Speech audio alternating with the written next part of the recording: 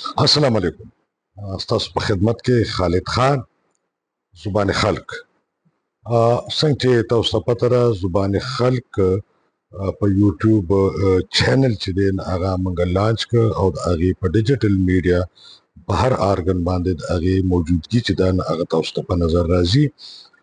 لانچینګ ویډیوز چې نو هغه هم تاسو کتلي دي. په هغې کې ما وعده کړې وه چې زمونږ کومه ناره ده د زبان خلق عوامي صحافتی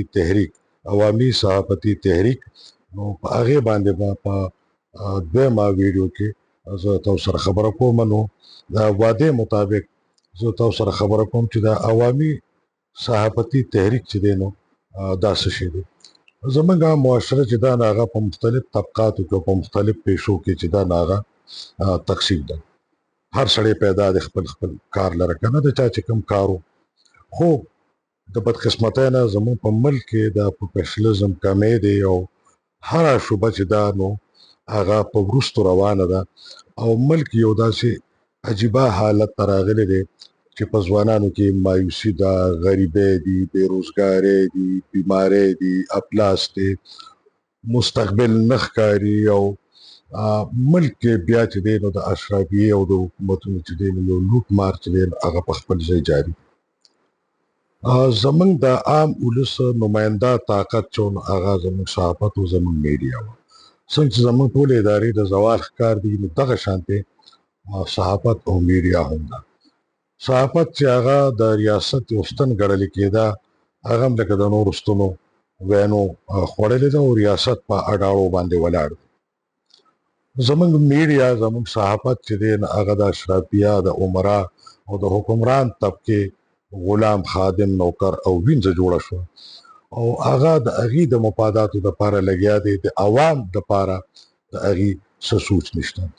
اوس د بار نه به څوک نه راځي او زموږ حالت به نه بدلي او نه به زموږ مدد کوي. زموږ حالت به هله بدلیږي چې موږ اول په خپل دننه کې په خپل ځان کې تبدیلی راولو، بدلون راولو، بیا به زموږ حالات چې دی هغه به بدلیږي او دا د الله پاک وینا هم ده.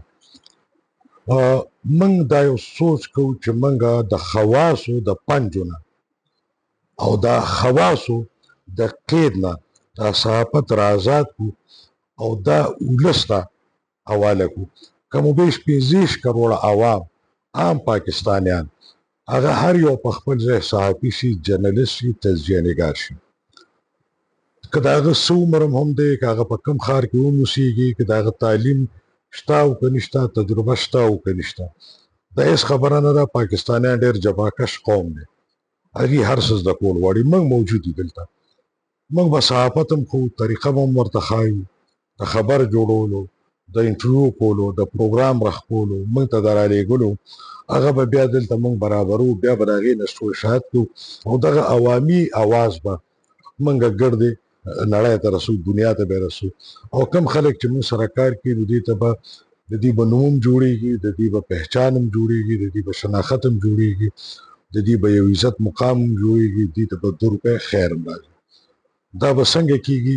که هغه دا یوټیوب چینل دی، که هغه نور میډیا ارګنز دي، چېرته چې موږ راځو په هغې زموږ نښه، پته، نومونه، ټلیفون نمبر، د رابطې ذریعې ټولې په هغې باندې موجود دی. تاسو 24 ګنټې چې دی نو موږ سره بلا ججک بغیر د څه یرې ترخې رابطه کولی شئ. زموږ ذمواري ده چې موږ یو فرد ته، یو کس ته ځان له هغه سره سر خوږ کړو، هغه پوه کړو. دغه شانتې چې کله عوام راشي او د عوامو ژبه یوه شي، زموږ حالات ولې خراب دي؟ هغې وجه دا ده چې موږ خو اول په خپلو مسلو پوه نه یو، د هغې په بنیاد ساینسي طور پوه نه یو. بیا چې پوه شو نو موږ په هغې متحد کېږو نه، او که اتفاق هم راشي نو بیا زموږ اواز څوک نه اوري. موږ به تاسو په مسلو پوه یو، ستاسو منځ کې به اتفاق اتحاد راولو، تاسو له به یو تیزه ژبه درکړو، ستاسو اواز به موږ د ټکنالوژي په ذریعه دنیا ته خورو. دا کار موږ کولی شو او موږ به امپاورډ کوو عام پاکستانیان. موږ به د صحافت معیار چې دی هغه بدلو. صحافت نه به واقعي چې دی موږ صحافت جوړو، د خاص ادارو، خاص خلکو د پنجې، شکنجې او د لاسونه به وباسو. دا میشن دی، دا اراده ده. اوس دا میشن چې دی، زه به څومره ژوندی یم، تر کومې به ژوندی دا یوازې زما ذمواري نه ده، زه بیمار او بوډا سړی یم، دا د ټول قام د ځوانانو. ځوانان دې رامخکې شي، هلکان جنکۍ رامخکې شي. موږ چې څه زده کړي دي چې هغه ورته منتقل کړو. د انقلاب دا جانډه په لاس کې درکړو، دا کاروان تاسو مخکې بوځئ، د ځان دپاره، د وطن دپاره، د خاورې دپاره، خپل مستقبل دپاره، خپل آینده دپاره، د خپلو بچو دپاره، خپلو مینانو دپاره. ساده شانتې خبره ده.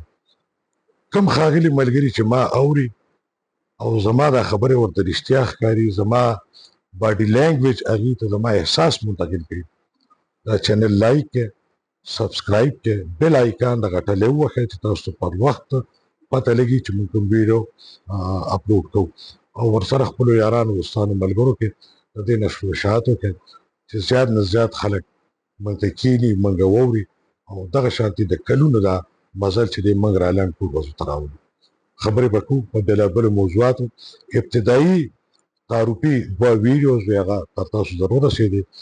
موږ ته خپل فیډبیک راکړئ، موږ ته آګاهي راکړئ، موږ سره خبرې وکړئ، موږ پوه کړئ، موږ سره ملګرتیا وکړئ، زموږ کاروان ته راشئ. اجازه غواړم په پاک مهربانه الله مو سپارم.